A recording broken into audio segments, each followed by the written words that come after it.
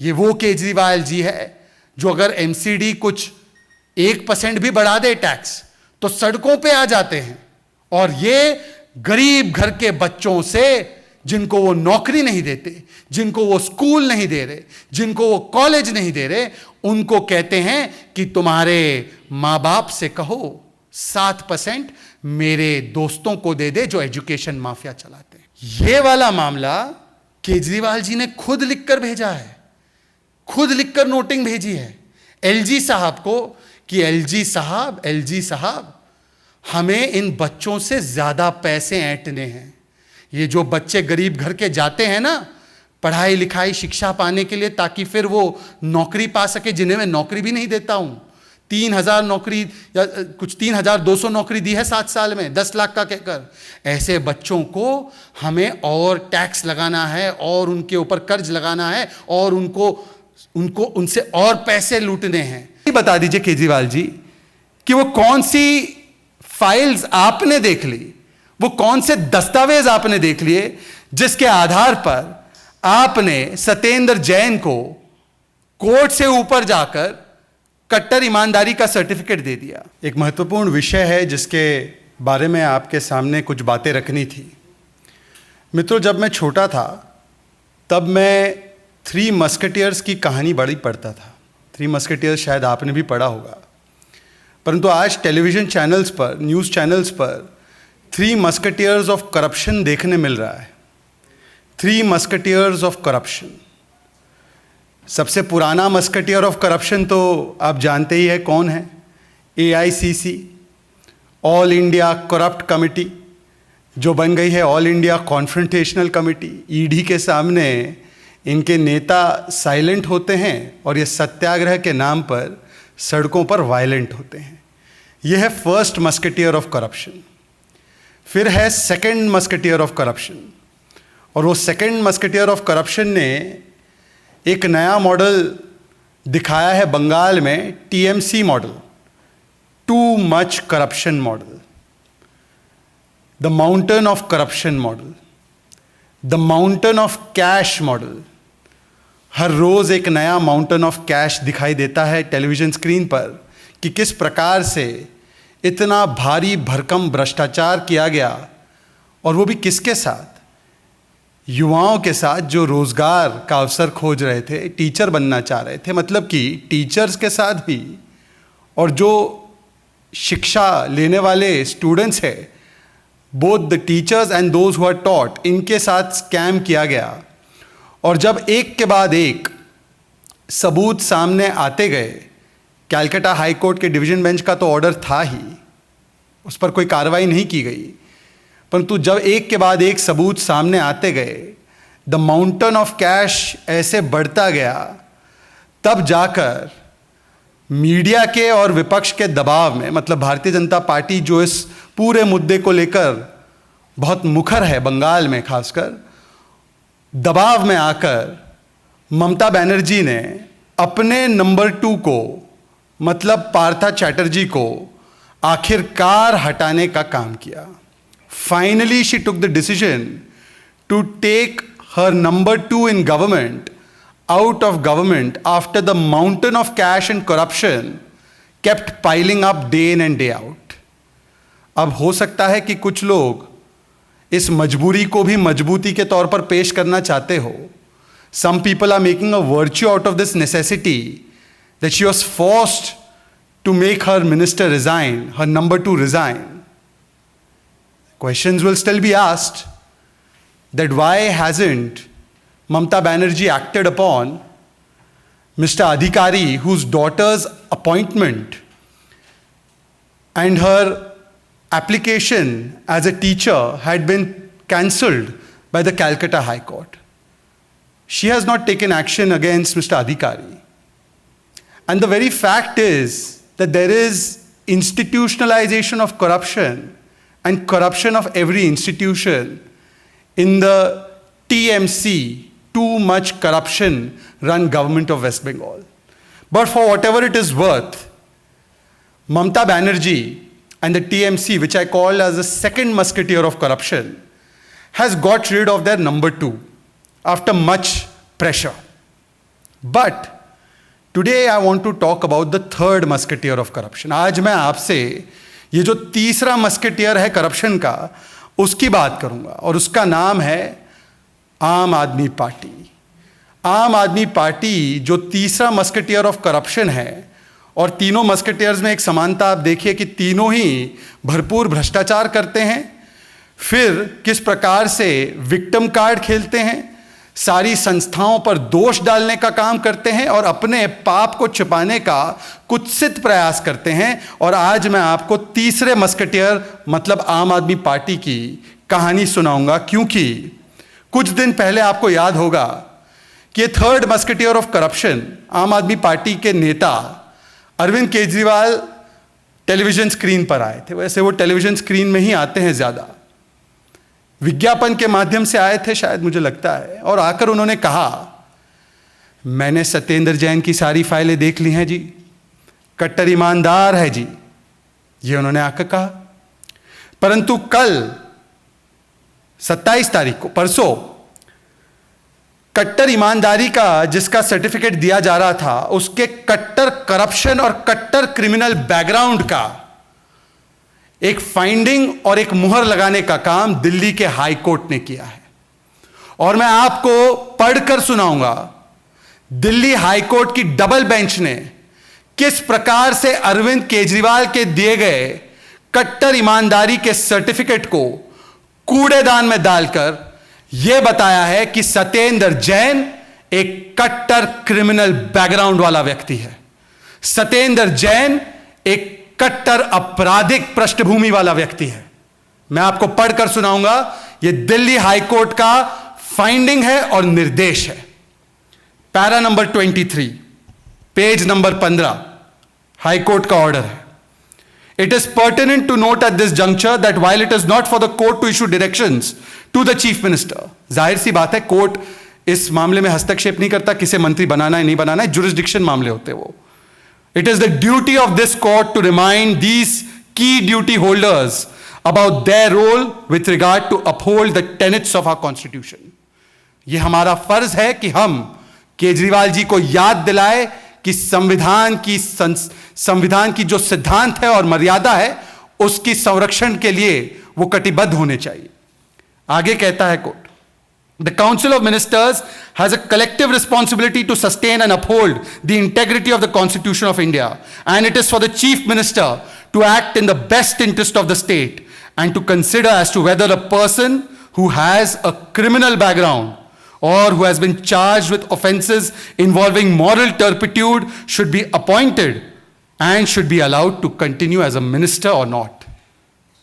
Court कह रहा है स्पष्ट तरीके से अरविंद केजरीवाल जी से कि हां, हम किसी का इस्तीफा नहीं ले सकते, परंतु हम आपको याद दिलाना चाहते हैं कि यह आपकी संवैधानिक जिम्मेदारी है कि जिस व्यक्ति की आपराधिक पृष्ठभूमि हो, जिस व्यक्ति को मॉरल टर्पिट्यूड के तहत जिम्मेदार पाया गया हो, ऐसे व्यक्ति को कैबिनेट में स्थान देना, मंत्री पद पर बनाए रखना, यह संविधान की मूल भावना के विपरीत है।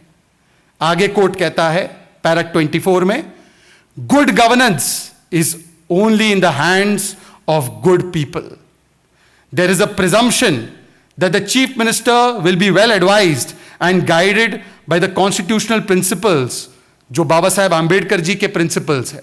देखिए, केवल फोटो लगाने से बाबा साहेब आंबेडकर जी की आप आंबेडकर जी के अनुयायी नहीं बनते, उनके सिद्धांतों को कोट किया है कोर्ट ने। और कोर्ट कहता है बाबा साहेब आंबेडकर के शब्दों में, however good a constitution may be, it is sure to turn out bad because those who are called to work on it happen to be a bad lot. ये कोट किया है बाबा साहेब आंबेडकर के इस बात को कोट करके एक संदेश पहुंचाया गया है कि एक सत्येंद्र जैन की आपराधिक पृष्ठभूमि है, दो उनके ऊपर मॉरल टर्पिट्यूड के एलिगेशंस लगे हैं, तीन वो एक बैड लॉट का हिस्सा है जिसकी खिलाफत बाबा साहेब आंबेडकर जी ने की थी और कहा था कि संविधान चाहे जितना भी अच्छा क्यों ना हो, अगर यह बैड लॉट के हाथ में होगा तो संविधान सही तरीके से इंप्लीमेंट नहीं किया जा सकता। और आखिर में पैरा 25 में कोर्ट क्या कहता है, The court wholeheartedly agrees with the observations of Dr. Babasaheb Ambedkar and hopes that the Chief Minister upholds the trust reposed in him that forms the foundation of a representative democracy while appointing persons to lead the people.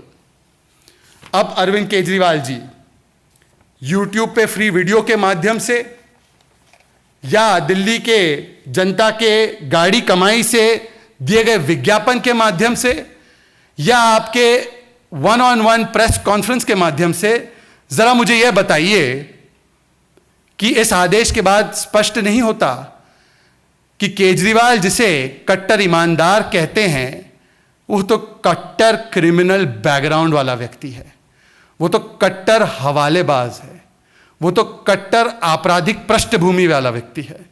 अब मुझे बताइए केजरीवाल जी, क्या आपकी बात को माना जाए या दिल्ली हाई कोर्ट की बात को माना जाए? वैसे समझ में नहीं आ रहा कि पिछले 2 महीने से तो सत्येंद्र जैन रिमांड में है, कस्टडी में है, और उन्हें किसी भी कोर्ट से कहीं पर भी राहत नहीं मिली है। इस पूरे मामले में अगर आप देखें तो उन्हें कहीं से भी किसी भी कोर्ट से कभी भी कोई राहत नहीं मिली है इस मामले में वर्षों से, और खास करके पिछले 2 महीने से जब से वो कस्टडी में है उन्हें बेल तक ग्रांट नहीं की गई है। इसका मतलब यह है कि प्रथम दृष्टया जो हाईकोर्ट ने कहा है कि इनकी आपराधिक पृष्ठभूमि है तो वो तो स्पष्ट होती है, साबित होती है।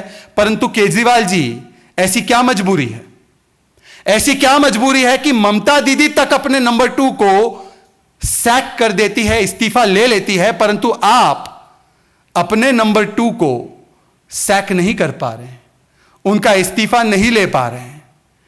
ऐसी कौन सी केजरीवाल फाइल सत्येंद्र जैन के पास है?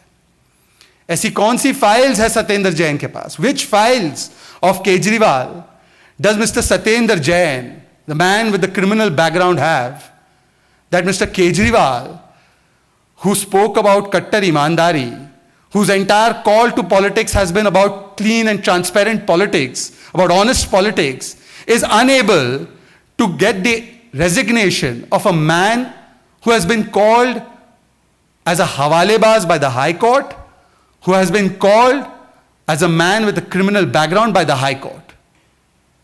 या ऐसे ही बता दीजिए केजरीवाल जी कि वो कौन सी फाइल्स आपने देख ली, वो कौन से दस्तावेज आपने देख लिए जिसके आधार पर आपने सत्येंद्र जैन को कोर्ट से ऊपर जाकर कट्टर ईमानदारी का सर्टिफिकेट दे दिया। वैसे मैं आपको बता दूं कि पिछले 2 महीने से जब से सत्येंद्र जैन हेल्थ मिनिस्टर से हवालात मिनिस्टर बने हैं तब से वो वीवीआईपी क्रिमिनल बैकग्राउंड के हैं, क्योंकि उनके तो मिनिस्टीरियल पर्क्स अभी भी जारी हैं। तो मिनिस्टीरियल पर्क्स अभी भी दे रहे हैं केजरीवाल उनको, इस्तीफा नहीं ले पा रहे केजरीवाल उनका। ऐसी क्या मजबूरी है मिस्टर केजरीवाल? जरा बताइए हमें भी कि ऐसी कौन सी फाइल है उनके पास जिसके चलते आप उनका इस्तीफा ही नहीं ले पा रहे हैं। क्योंकि आपको याद होगा इसी मंच से हमारे वरिष्ठ नेताओं ने कुछ सवाल केजरीवाल जी से पूछे थे तथ्यों के आधार पर, और उन सवालों का आज तक एक भी जवाब नहीं आया सत्येंद्र जैन के मामले पर। और इसीलिए मैं कुछ सवाल बहुत ही छोटे तरीके से, बहुत ही कंसाइज तरीके से उन्हें दोहराना चाहता हूं जो सवाल सत्येंद्र जैन पर उठते हैं। Mister Kejriwal, are you denying that Satyendra Jain, with the help of shell companies and some of his close associates, laundered money to the tune of 16.39 crores using shell companies and Hawala entry operators? Mr. Kejriwal, are you denying that the Principal Commissioner of Income Tax Delhi rejected the fact that was put forward by the close associates of Mr. Satyendra Jain, and in fact held that the unaccounted income of 16.39 crores did not pertain to his close associates, but Mr. Satyendra Jain himself was the real owner of that income? Mr. Kejriwal, and I hope he is listening carefully, Mr. Kejriwal, are you denying that the division bench of the Delhi High Court, in its order dated 21/8/2019, in writ petition 6541/2017, confirmed the findings of the Principal Commissioner of Income Tax and held, और ये copy भी है मेरे पास income Delhi high court के आदेश की, and held that the unaccounted money that was laundered of 16.39 crores, the real owner of that money was in fact Satyendra Jain, and it was at his behest that this entire hawala transaction was orchestrated. ये वो high court का आदेश है, ये वो high court का आदेश है. Mister Kejriwal, when you gave a clean chit to Mr. Satyendra Jain, I am asking you specifically, did you look at this high court order or did you not take a look at it? Please put all the documents that you have taken a look at and perused before giving a clean chit to Mr. Satyendra Jain as Kattar Imandar. Because the High Court of Delhi on 27th of this month has found that your Kattar Imandari ka certificate holds no value and that he is a man of Kattar criminal background. Is it true, Mr. Kejriwal, that Mr. Jain purchased 200 bigha of land in and around areas of Delhi with this unaccounted 16.39 crore money that was routed and referred to the shell companies beneficially owned by him? Is it true that by providing huge return on investment in the land in the vicinity of unauthorized colonies by Satyendra Jain, who was Urban Development Minister, that was the main reason for the regularization of those unauthorized colonies by the Aam Aadmi Party? Is it true that the Aam Aadmi Party has a policy to appoint as minister and continue as minister a person who's engaged in the offense of money laundering, tax evasion and corruption? जो व्यक्ति money laundering करता है, हवाला करता है, tax evasion करता है और भ्रष्टाचार करता है, ऐसे क्रिमिनल आपराधिक पृष्ठभूमि के व्यक्ति को मंत्री बनाना और कंटिन्यू करना, क्या यह आपकी आम आदमी पार्टी की नीति है क्या? हां या ना? क्या यह सही है या झूठ है कि सेंट्रल ब्यूरो ऑफ इन्वेस्टिगेशन ने एफआईआर फाइल की है सत्येंद्र कुमार जैन और उनके एसोसिएट्स पर, उनकी धर्मपत्नी पर भी? यह prevention of criminal corruption act के तहत किया गया है. क्या यह सही है या सही नहीं है कि उनके खिलाफ चार्जशीट भी है, चार्जशीट भी फाइल हो चुकी है उनके खिलाफ, फिर भी आप इस्तीफा नहीं ले पा रहे? इज इट ट्रू और नॉट ट्रू कि जो ये मनी लॉन्ड्रिंग की गई 16.39 करोड़ की, उन पैसों के माध्यम से जो बहुत सारी लैंड एक्वायर की गई, उसको बेनामी ट्रांजैक्शन एक्ट 1988 के तहत अटैच किया गया और वो अटैचमेंट ऑर्डर रिकन्फर्म किया गया एपेलेट अथॉरिटी के द्वारा, एडजुडिकेटिंग अथॉरिटी के द्वारा? Is it true or not that the enforcement directorate attached properties of 4.81 crores which was owned beneficially by Satyendra Kumar Jain under PMLA? इसमें एक भी मामले पर मिस्टर केजरीवाल कोर्ट से सत्येंद्र जैन जी को एक भी विषय पर राहत नहीं मिली है. क्या यह हकीकत है या यह झूठ है? और क्या कोर्ट जब आपको राहत नहीं देता है, उल्टा आपको हवाला के लिए और क्रिमिनल बैकग्राउंड के लिए दोषी पाता है, तो क्या यह वेंडेटा पॉलिटिक्स है, यह विंडिक्टिव पॉलिटिक्स है, या यह आपका पुराना घिसा पिटा विक्टिमहुड कार्ड है सत्येंद्र जैन को बचाने के लिए? मेरा सवाल है फिर से कि क्या आम आदमी पार्टी के नेताओं ने झूठ बात नहीं की कि सीबीआई ने और इनकम टैक्स डिपार्टमेंट ने क्लीन चिट दे दिया सत्येंद्र जैन को, जो कि कंप्लीटली कॉन्ट्ररी है जो चार्जशीट सीबीआई ने फाइल की है और इनकम टैक्स डिपार्टमेंट और बेनामी प्रॉपर्टी ट्रांजैक्शन एक्ट के तहत जो कार्रवाई हुई है उसके खिलाफ है, विपरीत है? अब सवाल यह पैदा होता है अरविंद केजरीवाल जी, प्रत्यक्ष को ऐसे प्रमाण की आवश्यकता भी नहीं होती. हमने तो खुद अपनी आंखों से देखा था कि जिस प्रकार से the mountain of cash Arpita के घर से मिल रहा है, जो टीएमसी का स्कैम है उसका रिकवरी हो रहा है, वैसे ही आपको याद होगा मित्रगण कि 2.82 करोड़ ये नकद और लगभग 2 किलो सोना, ये सोना बरामद हुआ था सत्येंद्र जैन के खासम खास लोगों के घरों से, एस्टैब्लिशमेंट से, जो इनके साथ लगे हुए थे इस पूरे हवाला ट्रांजैक्शन में. परंतु सवाल यह कि जब the mountain of cash Bengal में दिखता है और ममता बनर्जी अपने नंबर 2 को सैक करने पर मजबूर होती है, अरविंद केजरीवाल अपने नंबर 2 को इतना द माउंटेन ऑफ कैश और करप्शन के बावजूद भी, the mountain of criminal background के बावजूद भी उनका इस्तीफा लेने से क्यों कतरा रहे हैं, क्यों घबरा रहे हैं? मुझे याद है कि यही जो डिफेंस है विक्टिमहुड कार्ड का और कट्टर ईमानदारी का, सबसे पहले उन्होंने जितेंद्र तोमर के मामले में दिया था। यहीं आकर उन्होंने कहा था टेलीविजन स्क्रीन पर आकर कि मैंने सब चीज देख ली है, फाइलें मंगवा ली है, फाइलें देखकर ऐसा लग रहा है कि जितेंद्र तोमर कट्टर ईमानदार और कट्टर देशभक्त है जी, और इनके पीछे तो देश की मीडिया लगी हुई है, देश की संस्थाएं लगी हुई हैं, ये तो बेचारे भले व्यक्ति है। कहा था या नहीं कहा था? केजरीवाल जी जरा इसका जवाब स्पेसिफिकली जरूर देना, और डाइवर्ट करने की, झूठ बोलने की और एक नया झूठ उत्पाद करने की कोशिश मत करना। सवाल यह भी होता है कि अब यह विक्टिमहुड का कार्ड एक और मामले में दिखाई दे रहा है, और वो मामला अभी हाल ही में आपके सामने आया कि किस प्रकार से केजरीवाल जी लिकर माफिया को बड़ा मुनाफा दिलाने वाले लोगों को भी संरक्षण दे रहे हैं, उनको भी प्रोटेक्ट कर रहे हैं। मतलब कि सत्येंद्र जैन और हवाला माफिया को प्रोटेक्शन, और अब लिकर माफिया को भी किस प्रकार से प्रोटेक्शन दे रहे हैं।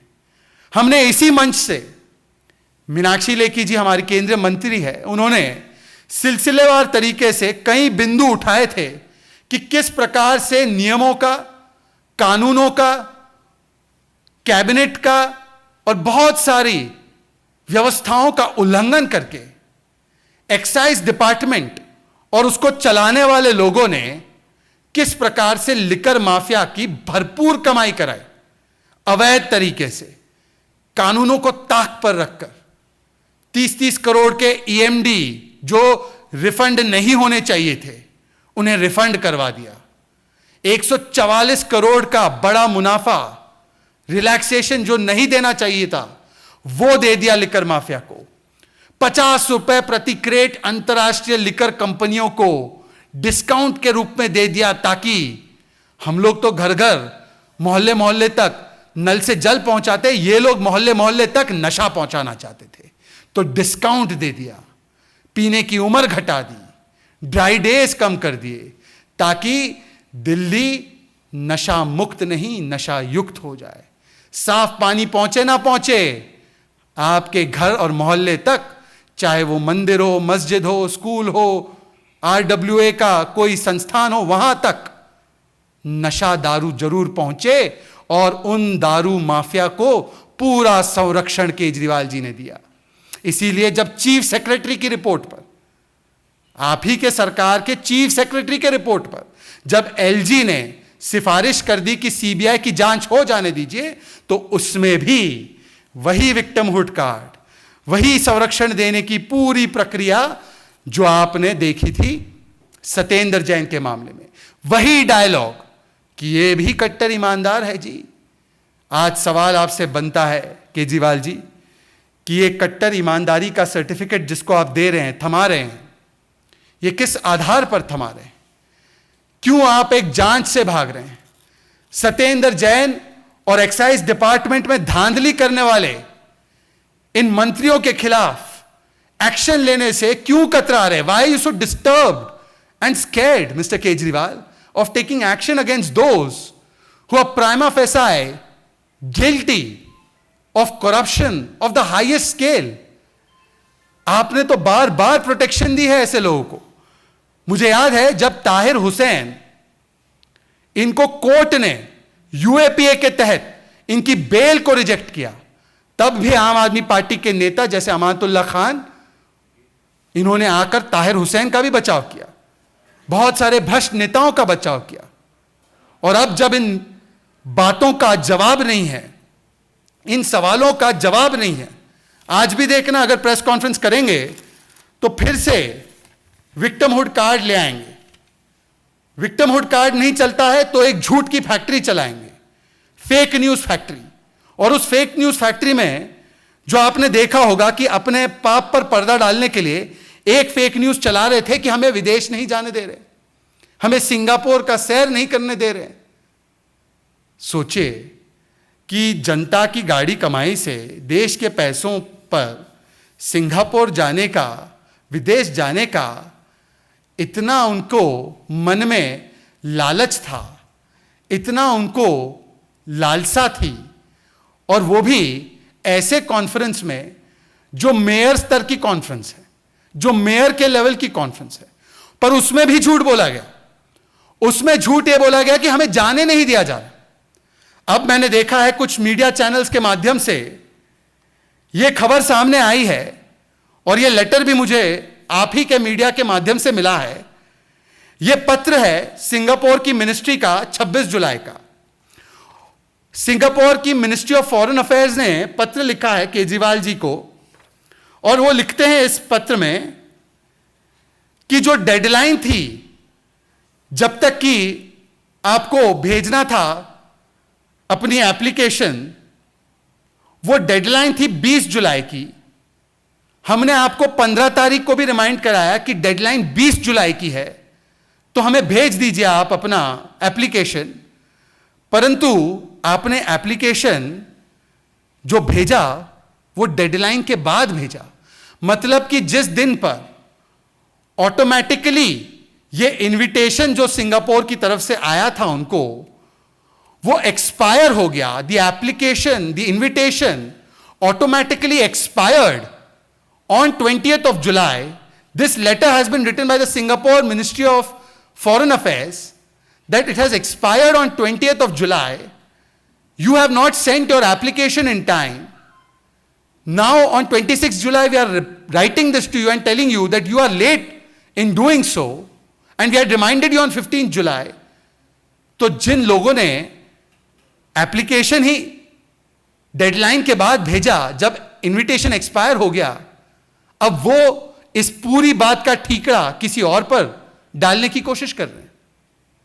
ये इनकी हकीकत है, ये इनके झूठ का स्तर है, ये इनके फेक न्यूज का लेवल है कि किस प्रकार से फेक न्यूज फैलाओ और अपना किया धरा किसी और पर थोपो, विक्टिमहुड कार्ड खेलो, और जो असली सवाल है सत्येंद्र जैन को लेकर, न्यू एक्साइज पॉलिसी को लेकर, उससे दिशा भ्रमित करने के लिए एक कंट्रोवर्सी मैन्युफैक्चर कर लो।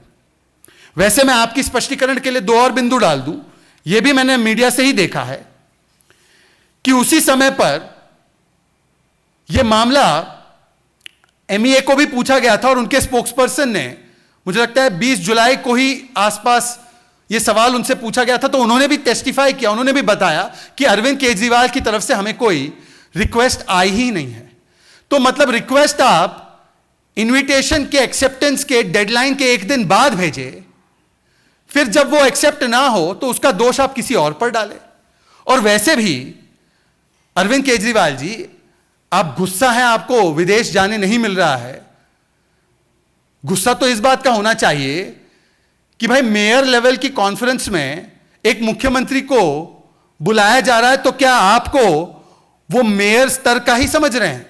गुस्सा तो उसका होना चाहिए कि आप तो मुख्यमंत्री हैं दिल्ली के, यहां पर लोकल बॉडीज तो है, जैसे एनडीएमसी है, म्युनिसिपल कॉर्पोरेशन है, डीडीए है, वो अपने प्रतिनिधि भेज सकती हैं, कुछ मेयर्स जा सकते हैं, परंतु एक मुख्यमंत्री को मेयर लेवल की कॉन्फ्रेंस के लिए बुलाया जा रहा है, उसका गुस्सा आपको होना चाहिए कि आप मुख्यमंत्री के रूप में उनके द्वारा शायद माने भी नहीं जा रहे। कम से कम जब प्रोटोकॉल की बात होती है मित्रों, कुछ सेट प्रोटोकॉल होते हैं देश के विदेश नीति को लेकर। ये प्रोटोकॉल पे पॉलिटिक्स नहीं होती, ये जो स्थापित हमारे सिद्धांत होते हैं उसके ऊपर सियासत नहीं होती। आपको याद होगा 2019 में भी एक प्रसंग आया था कि केजरीवाल जी डेनमार्क कोपेनहेगन जाना चाहते थे, क्लाइमेट के रिलेटेड कॉन्फ्रेंस थी, उस समय पर भी रिजेक्ट किया था उनकी रिक्वेस्ट को इस आधार पर कि वो कॉन्फ्रेंस जो थी वो मेयर लेवल की कॉन्फ्रेंस थी। आपको याद होगा ये बात, उस समय वो समिट मेयर लेवल का है। देश जब किसी प्रतिनिधि को भेजता है, चाहे वो मुख्यमंत्री हो, चाहे वो कोई केंद्रीय मंत्री हो, चाहे वो सेक्रेटरी हो, चाहे वो कोई भी हो, एक प्रोटोकॉल होता है, एक नियम कानून होते हैं, एक एस्टैब्लिश्ड रूल्स होते हैं, और वो 2014 के बाद के नहीं है, 2014 के पूर्व के भी है। ऐसे कई प्रसंग आपको पहले भी मिलेंगे, और इसमें पार्टी लाइंस पर नहीं होता है। वो प्रोटोकॉल्स फॉलो करना ये अनिवार्य होता है, और उस प्रोटोकॉल के तहत उस समय पर भी एक मुख्यमंत्री को मेयर की कॉन्फ्रेंस में नहीं भेजा गया था। इस बार भी मुख्यमंत्री मेयर की कॉन्फ्रेंस में नहीं जा सकते, परंतु यह भी हकीकत है कि रिक्वेस्ट तो तब भेजी गई जब इनविटेशन ही खत्म हो गया। तो इसका भी जवाब केजरीवाल जी को देना चाहिए कि इतने झूठ पे झूठ, इतने झूठ पे झूठ क्यों बोले जा रहे हैं। और मैं आपको बताना चाहता हूं कि ये एक लौता झूठ नहीं है, ये मैन्युफैक्चर्ड कंट्रोवर्सीज की एक पूरी श्रृंखला है। अभी कुछ दिन पहले मैंने ही प्रेस वार्ता की थी वन महोत्सव पर झूठ। उससे पहले संजय सिंह ने, इनके सांसद है, इन्होंने एक वीडियो ट्वीट किया कि प्रधानमंत्री ने आउटगोइंग प्रेसिडेंट को, रामनाथ कोविंद जी को नमस्कार नहीं किया, धन्यवाद नहीं किया। वो भी झूठ पकड़ा गया। आप लोगों ने ही वीडियो दिखाया, पूरा वीडियो, कि उसमें प्रधानमंत्री ने देश की ओर से किस प्रकार से सम्मानपूर्वक तरीके से रामनाथ कोविंद जी को धन्यवाद दिया, और किस प्रकार से ट्विटर ने उनके इस ट्वीट को आउट ऑफ कॉन्टेक्स्ट झूठा करार दिया। यह दूसरा मैन्युफैक्चर्ड कंट्रोवर्सी। तीसरा मैन्युफैक्चर्ड कंट्रोवर्सी आपने देखा है इस विषय में। तो ये मैन्युफैक्चर्ड कंट्रोवर्सीज क्यों होते हैं? क्योंकि मैं हमेशा कहता हूं, और थोड़ा सा रेपिटेटिव हो चुका होगा ये, कि एबीसीडी मॉडल है इनका। ABCD model. A for advertising करो, भरपूर विज्ञापन दो, देते रहो देते रहो। 4200% विज्ञापन में खर्च बढ़ा है, सीएजी की रिपोर्ट कह रही है। बताइए। B for blame game. जो भी हो जाए, अपनी गलती का किसी पर ठीकरा फोड़ना जरूरी है। कभी एलजी पर, कभी मोदी जी पर, कभी पीएम पर, कभी देश की जनता पर, ईवीएम पर, सुप्रीम कोर्ट पर, सब पे, यूनाइटेड नेशंस पर भी फोड़ सकते हैं कल। किसी पर भी ब्लेम जरूर करो। अब इस प्रेस वार्ता के बाद देखना वो कोई और ब्लेम लगा देंगे एलजी पर। मैं आपको दे रहा हूं 1 घंटे में लग जाएगा, अब देख लेना, टाइम करना। सी फॉर करप्शन। करप्शन भी करना है और कवरअप भी करना है। करप्शन करते जाओ, लिकर में करो, फिर उसके बाद हवाला से करो, फिर उसके बाद एजुकेशन में भी करो, और उसका भी अभी खुलासा करूंगा। और फिर जब करप्शन करते हुए पकड़े जाओ तो चीखो, अरे हमें पकड़ लिया। मतलब ये कि भ्रष्टाचार मेरा अधिकार, भ्रष्टाचार मेरा शिष्टाचार, और कोई पकड़ ले मुझे तो मैं चिल्लाऊं अत्याचार अत्याचार अत्याचार। ये कैसा दुराचार, ये कैसा दुराचार है केजरीवाल जी? मतलब भ्रष्टाचार आपका शिष्टाचार और आपका अधिकार, ये नहीं हो सकता। और डी फॉर डाइवर्जन। अब देखना 2 घंटे में एक केजरीवाल जी आएंगे, वो आएंगे और कहेंगे एलजी ने मेरे साथ ये किया, मेरे साथ इन्होंने ये किया, मेरे साथ उन्होंने ये किया। और उसके बाद 2 घंटे बाद उनके प्रवक्ता आएंगे और वो कोई और नया मैन्युफैक्चर्ड कंट्रोवर्सी लाएंगे। वो बोलेंगे देखिए ये हो गया जी, देखिए ये हो गया जी। और फिर उसके बाद एडवर्टीजमेंट चलेंगे हर आधे घंटे से, चाहे पंजाब के हो चाहे और कुछ हो। हैप्पीनेस क्लासेस के एडवर्टीजमेंट चला रहे हैं जमीन पर हैप्पीनेस ग्लासेस। आखिरी बात कहूंगा, और यह बहुत महत्वपूर्ण विषय है क्योंकि युवाओं से जुड़ा विषय है। केजरीवाल जी इसका भी स्पेसिफिकली जवाब दे दीजिएगा। अभी ये सार्वजनिक पटल पर बात आई है कि एलजी साहब ने एक प्रपोजल केजरीवाल जी ने उनको भेजा था, उसको रिजेक्ट कर दिया। वो प्रपोजल ये था कि 7% राइज किया जाए, इंक्रीज की जाए, हाइक की जाए डिप्लोमा लेवल टेक्निकल इंस्टीट्यूशंस में जो प्राइवेट संस्थान चलाते हैं, प्राइवेटली ओन्ड होते हैं। यहां पर बच्चे अमूमन जो गरीब तबके के बच्चे होते हैं, जो एकदम सोशो इकोनॉमिकली थोड़ा सा वो कमजोर होते हैं, उनको मौका नहीं मिलता। स्कूल तो खोल ही नहीं, 500 स्कूल खोलने वाले थे, ठेके खोल दिए। कॉलेज तो खोल ही नहीं, इंस्टीट्यूट खोल ही नहीं। अब बच्चा जाए तो जाए कहां? तो वो जाते हैं कुछ स्किल के लिए, कुछ डिप्लोमा के लिए प्राइवेट संस्थानों के पास, इंस्टीट्यूशंस के पास। केजरीवाल जी कहते हैं एलजी को लिखकर, और आमूमन तो उनके चीफ मिनिस्टर के पीएस लिखकर भेजते हैं फाइल नोटिंग पर। यह वाला मामला केजरीवाल जी ने खुद लिखकर भेजा है, खुद लिखकर नोटिंग भेजी है एलजी साहब को कि एलजी साहब हमें इन बच्चों से ज्यादा पैसे ऐंठने हैं। ये जो बच्चे गरीब घर के जाते हैं ना, पढ़ाई लिखाई शिक्षा पाने के लिए, ताकि फिर वो नौकरी पा सके, जिन्हें मैं नौकरी भी नहीं देता हूं। 3,000 नौकरी या कुछ 3,200 नौकरी दी है 7 साल में, 10 लाख का कहकर। ऐसे बच्चों को हमें और टैक्स लगाना है और उनके ऊपर कर्ज लगाना है और उनसे और पैसे लूटने हैं। तो एलजी साहब, मैं आपको अपने ही हैंड राइटिंग में भेज रहा हूं, अपने ही लिखित दस्तखत से भेज रहा हूं, जरा इनकी फीस बढ़ा दीजिए 7%। हाँ, कोविड जरूर है, हाँ मैं रोज चिल्लाता हूं महंगाई महंगाई महंगाई, तो क्या हुआ, परंतु इनकी 7% यहां पर बढ़ाना बहुत जरूरी है। मैं चाहता हूं कि इनके घरों पर, इनके परिवारों पर बोझ बढ़ जाए। एलजी साहब ने कहा कि अब यह करना नामुमकिन है, ऐसी परिस्थितियों में इसको करना नामुमकिन है। हो सकता है केजरीवाल जी, हो सकता है, ये मैं कह रहा हूं केजरीवाल जी, लिकर माफिया और हवाला माफिया के बाद हो सकता है एजुकेशन माफिया के साथ भी आपकी सांठगांठ जरूर हो, यह हो सकता है। परंतु एलजी साहब ने इस प्रपोजल को रिजेक्ट कर दिया। ये वो केजरीवाल जी है जो अगर एमसीडी कुछ 1% भी बढ़ा दे टैक्स तो सड़कों पे आ जाते हैं, और ये गरीब घर के बच्चों से, जिनको वो नौकरी नहीं देते, जिनको वो स्कूल नहीं दे रहे, जिनको वो कॉलेज नहीं दे रहे, उनको कहते हैं कि तुम्हारे मां बाप से कहो 7% मेरे दोस्तों को दे दे जो एजुकेशन माफिया चलाते हैं। बताइए अरविंद केजरीवाल जी, ऐसी क्या घृणा है आपको? बताइए अरविंद केजरीवाल जी, ऐसा क्या गुनाह है इन बच्चों का? बताइए अरविंद केजरीवाल जी, इन गरीबों ने आपका क्या बिगाड़ा था कि ना आपने इन गरीब के घरों में राशन कार्ड दिए, ना आपने इनको साफ पानी दिया, आपने इनके इलाकों में दारू और नशा बेच दिया, आपने इनके साथ किस प्रकार का धोखा किया, और आज आप उनके एजुकेशन के ऊपर भी ज्यादा मुनाफा कमाना चाहते हैं। मतलब लिकर माफिया को ये डिस्काउंट देंगे 50 रुपए प्रति केट का, लिकर माफिया को 144 करोड़ रुपए माफ कर देंगे, 30 करोड़ ईएमडी माफ कर देंगे, दे देंगे उनको वापस। परंतु अगर कोई बच्चा डिप्लोमा लाने जाता है तो उसको अरविंद केजरीवाल जी कहते हैं, go for happiness classes, not for happiness classes.